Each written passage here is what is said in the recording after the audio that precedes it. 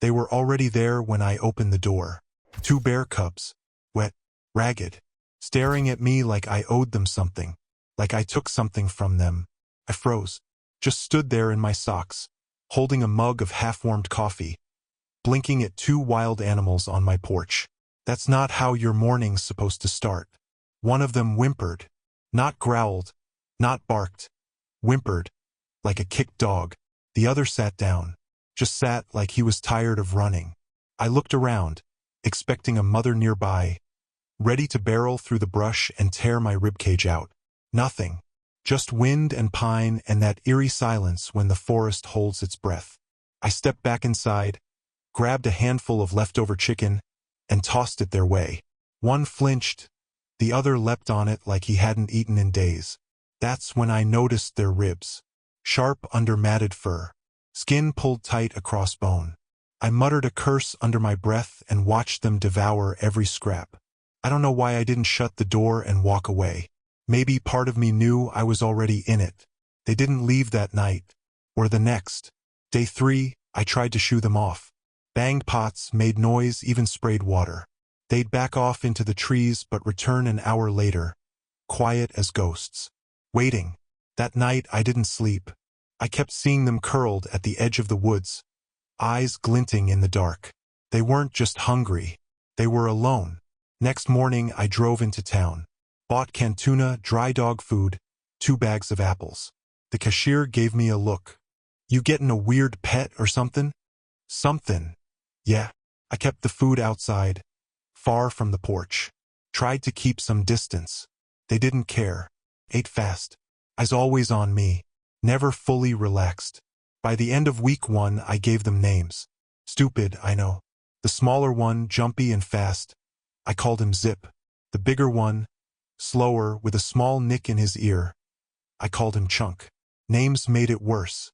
Made it personal. A buddy of mine, Ben, came up on the weekend to fix my truck. Saw them, freaked. You feeding bears now? What the hell is wrong with you? They're cubs. They'll die out there. Good. That's nature. You start feeding them, they don't learn fear. They'll end up shot. Or worse. He wasn't wrong. But he wasn't right either. After he left, I watched them play by the old canoe. Clumsy, crashing into each other like oversized puppies. I laughed. First real laugh in weeks. Spring was in full swing. Snow was gone, ground was soft. Forest buzzing with life. And me? I was spending my mornings cooking oatmeal for bear cubs. What the hell was I doing? But the way Zip squeaked when he saw me, the way Chunk rolled onto his back like a giant dumb puppy, yeah, I was in it, all the way. Feeding predators wasn't on my life checklist. But there I was, dragging a bag of frozen chicken thighs across the yard at 6 in the morning, while 2 wild bear cubs watched me like I was Santa Claus. Zip practically bounced in place. Chunk just licked his lips and waited. First it was leftovers. Then I started cooking for them. Not fancy, oatmeal with berries, scrambled eggs, raw meat I picked up from a butcher in town. A guy named Rick started leaving scraps out back of his shop for me. No questions asked. I set up a feeding area about 30 feet from the house. Didn't want them too close. But every now and then, I'd wake up at 2 in the morning and see Zip sniffing around the porch. Once, I opened the door to find Chunk asleep on the steps. They weren't tame, but they weren't wild anymore either. Something in between, and that scared me more than I admitted. One night, I heard a clatter outside, grabbed a flashlight and stepped out barefoot. Found Zip dragging my trash can into the woods. He stopped, looked at me like a guilty toddler, then bolted. I yelled after him, but I was laughing. Damn kid. Word started to spread. Small town, nothing stays secret for long. Ben must have opened his mouth. A woman from the local nature group, Jenny, showed up uninvited one afternoon. Long braid, clipboard, attitude. We heard you're harboring wild animals. That's a federal violation. I'm feeding a couple of hungry cubs. That's it. You're creating dependency. They need to fear humans. They're not scared. They're starving. There's a difference. She left a pamphlet and a warning. Said she'd be back. I tossed the pamphlet. It landed in the fire pit. Later that week, 2 teens from town came by, laughing, filming on their phones, trying to get a shot of the porch bears. I told them to screw off. They didn't like that. One called me a crazy hillbilly. I nearly broke his phone. That night, I moved the feeding spot deeper into the woods. Started hiking out every morning with a pack full of food. Took longer, but it kept eyes off us. The cubs didn't care. They followed. Sat patiently until I unloaded the goods. Zip would sniff everything first. Chunk, being lazy, waited until his brother approved. They started getting bigger. Zip wasn't much of a cub anymore. Shoulders filling out. Paws the size of soup bowls. Chunk had this low grunt now when he was annoyed. But they still played like idiots. Chased butterflies. Rolled in mud. Fought over apples. I caught myself filming them once. Just for me. No posting. No sharing. Ben called again. This isn't going to end well. You know that, right? I stayed quiet. You're not their dad. You're just a guy with food. One day that won't be enough. He hung up. I sat on the porch that night, flashlight off. Just watched them under the moonlight, wrestling like puppies. They didn't ask for this. They didn't choose me, but they kept coming back. And I kept feeding them. It happened faster than I expected. One morning I was laying out food like usual. Sliced apples, a few boiled eggs, some leftover deer meat. Zip was already waiting, bouncing from paw to paw like a dog who knew breakfast was near. I dropped a red apple, and before it hit the ground, he lunged forward and snatched it. Straight from my hand. I froze. My heart kicked like a mule. We stared at each other. He just sat down, started crunching, like it was nothing. Chunk lumbered over a few seconds later, sniffed the eggs, and let out this weird huff, annoyed I hadn't brought more meat. And just like that, the line was crossed. From that day, they stopped waiting politely. Zip would run toward me now, not aggressively but bold, curious. He'd nudge my bag, sniff my boots. Chunk started grunting if I was late. I was no longer just the guy who fed them. I was the guy. There's a point when animals stop seeing you as a threat. But there's another point when they stop seeing you as anything different than themselves. I think we passed that second one. I built a rough shelter near the feeding area. Just a tarp and some wood, a place to sit and watch without soaking in rain. And they started coming closer, sitting nearby, watching me back. One day I brought a squeaky dog toy. No reason, really. Just wanted to see. Zip freaked. Jumped back at the squeak. Then pounced. Tossed it in the air, growled. Chased it like a maniac. Chunk joined in later, tugging it from his mouth. Like toddlers fighting over a stuffed bear. I laughed so hard I choked on my coffee. Felt wrong. Not dangerous. Just wrong. These were wild animals. I kept reminding myself that. But they didn't feel wild anymore. They felt close. Too close. That night I couldn't sleep. My porch creaked. I looked outside. Zip was sitting at the edge of the light, just watching the house. His eyes glowed in the dark. It wasn't threatening. Felt like he was checking in. Like a dog would. But he wasn't a dog. Next morning, I hesitated before feeding them. Just stood there, food in hand, watching them wait. Am I helping them survive? Or am I screwing them up? Ben's words rang in my head. One day that won't be enough. I didn't want them getting used to this. I didn't want them depending on me. But then Zip let out this soft yip. Like he was saying, hurry up, man. And I gave in. Again.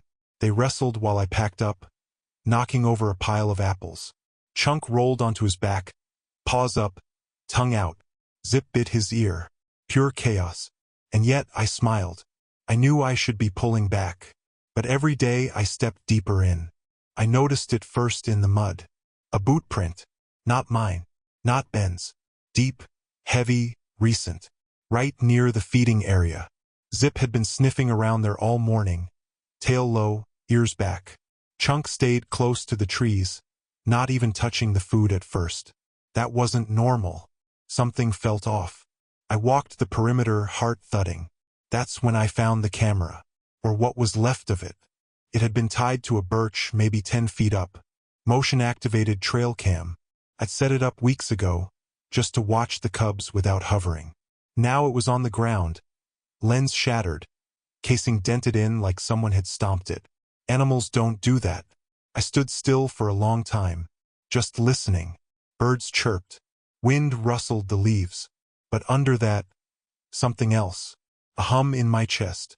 That gut-level warning humans haven't evolved out of yet. I was being watched. Back at the house, I pulled out an old set of game traps. Hadn't touched them in years. Set two near the feeding site, hidden under brush, barely visible. Just deterrence.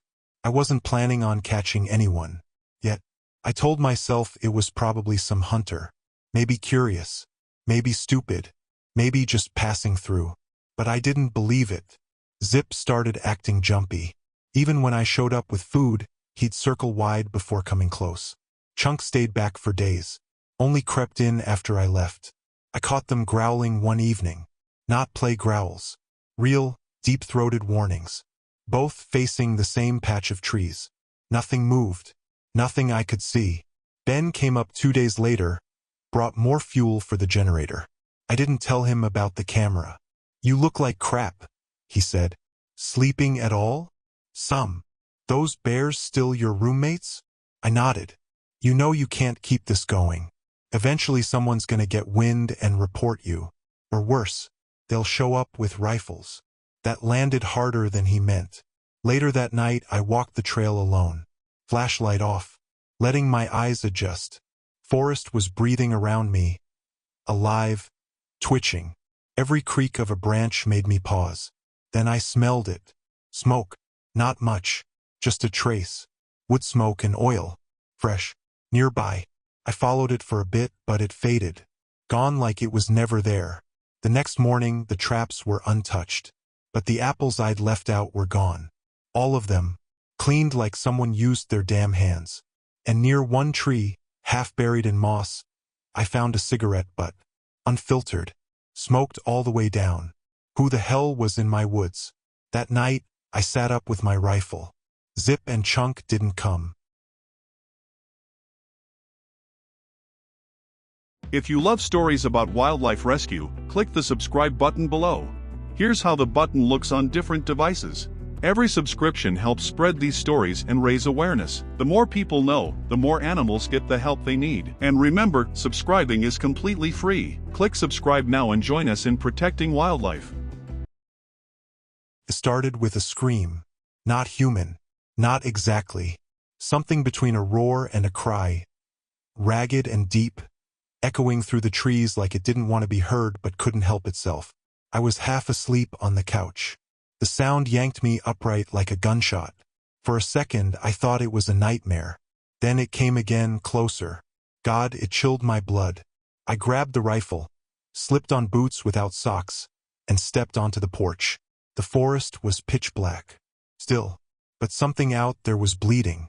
I stood there for 10 minutes, breathing through my teeth. Nothing else came. No more sounds. No movement. Just that thick, heavy silence again. Next morning, I followed the trail past the feeding site. Zip was nowhere. Chunk too. Not even a sniff of them. Then I saw it. Just past the thicket blood. A lot of it. Spattered across ferns and soil, seeping into the moss. No body. No tracks. Just a dark smear leading deeper into the woods. I crouched down, touched it. Still damp. Something big got hit. My stomach turned. I called out, quiet but firm. "Zip. Chunk. Come on, boys." Nothing. Birds kept chirping like nothing happened. Bastards. I checked the traps. Still untouched. But the apples were again missing. Except this time, the basket I used had been moved. Dragged. Bent like someone had stepped on it. By noon, I was pacing. Where were they? Hours passed. I didn't eat. Didn't sit. Just walked the edge of the trees, rifle in hand, calling them. Every snapped twig made my nerves jump. Finally, around dusk, I heard rustling. Zip appeared first. Covered in dirt, one eye half shut. He crept out from behind a log like a stray dog. Saw me, hesitated, then trotted over. Chunk followed, limping. Left shoulder scraped raw. Blood on his fur, but not fresh. They didn't come close. They sat a few yards off, watching, breathing hard. And for the first time, they didn't touch the food I brought. I dropped to my knees, tried calling them. Zip took one step forward, then stopped, looked past me into the trees. I turned, rifle up. Nothing there. But I felt it. That night, I didn't light the fire. Just locked the doors and sat in the dark. Something was hunting in my woods. And it wasn't just looking for deer. I followed the buzzards. That's how you find what doesn't want to be found. No GPS, no drone. Just old instincts and the black silhouettes of scavengers circling in slow, lazy loops above the trees. Took me half an hour to reach the ridge where they hovered. The smell hit before I saw it. I stepped over a fallen log and there it was, half hidden under moss and pine needles. What was left of a bear. A big one. Its body was bloated, twisted unnaturally, fur matted with blood, flesh torn open at the gut. But the worst part, the legs. Front paws were gone. Clean cuts. Precise. Not like claws or teeth. Tools. Blades. I stared, heart thudding in my ears. Someone had butchered it. Harvested. I stepped back, bile rising in my throat. The forest was too quiet. Even the buzzards had gone still. Was this their mother? I'd never seen her. But this bear, it was big enough. And the way Zip and Chunk reacted days ago, the fear, the blood, it made too much sense now. Someone was hunting bears. Not for food. For parts. There'd been whispers in town. Exotic markets, black trade, bear paws, bile, teeth. I never paid it much mind. Just backwoods gossip. But now I was staring at the proof, rotting under a layer of moss. And suddenly, everything clicked. The broken camera, the cigarette, the blood, the fear in their eyes. This wasn't random. I marked the spot with stones. Not for me, for them. Back at the cabin, I didn't eat, didn't speak. I just sat there watching the tree line, waiting for them. Zip showed first. Moved slower than usual. He sniffed the ground, then looked up at me. His eyes weren't curious anymore. They were watching, measuring. Chunk appeared minutes later, still limping but healing. He kept to the shadows behind the trees. I didn't move, just opened the food bag and set it down without a word. They didn't approach. They stared. I knew what they were thinking. They smelled it on me. The death, the rot, maybe even the guilt. Maybe they thought I did it.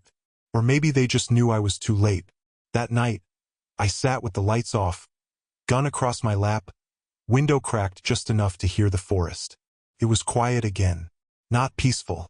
The kind of quiet that waits for something to break. And I knew it would. Soon.